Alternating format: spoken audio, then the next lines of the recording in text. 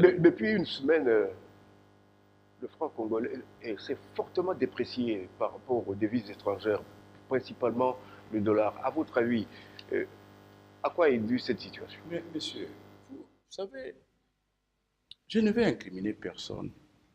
Parce que vous pensez vraiment que le Congo a une économie? La monnaie reflète l'économie d'un pays, sa production, son industrie, sa création. Et là, vous avez une monnaie qui est fort ou n'est pas fort. Dites-moi aujourd'hui, vous connaissez les balances des paiements du Congo. Quel est l'apport du commerce extérieur du Congo en devise? Quel est l'apport? Nous avons un papier monnaie qui fluctue en fonction des choses. Nous n'avons pas aujourd'hui l'économie qui peut permettre à une monnaie d'être stable, monsieur. Dire ça ne veut pas dire injurier quelqu'un. Ces fluctuations-là, lorsque nous serons là toujours en train de dépendre, oui, de l'or, de l'uranium, tout ce que vous voulez, sans avoir vraiment une industrie au pays. Une véritable politique économique, une politique de commerce extérieur, cette monnaie ne représente rien, monsieur. Je ne dis pas ça pour... non, c'est la réalité. Donc, les débats macroéconomiques, là, n'intéressent que les doux rêveurs.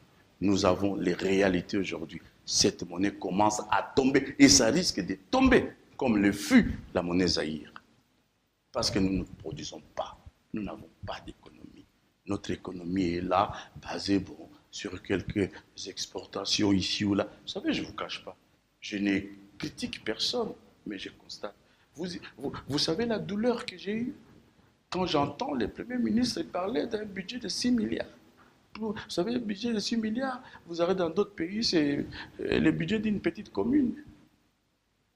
Ça, c'est les grands Congo qui osent parler de 6 milliards. Que voulez-vous faire avec 6 milliards s'il faut faire les routes, s'il faut faire ceci? 6 milliards, vous savez ce que ça représente? Zéro. Les Congo doivent commencer à compter par des centaines de milliards de budget, monsieur. Et pour cela, il faut l'industrialisation.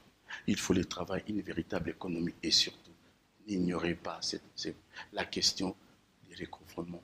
Parce qu'au Congo, les entreprises, les hommes d'affaires ont tendance à ne pas s'acquitter de leurs impôts. Aujourd'hui, s'il y a une vraie politique, aujourd'hui, s'il y a vraiment un tac sérieux, légal, sur les impayés, vous serez étonné comment notre budget peut aujourd'hui avoir quelque chose. Je suis malheureusement obligé de dire que nous sommes obligés de travailler. Ne me parlez pas de la monnaie Congo, ça ne représente rien aujourd'hui, monsieur.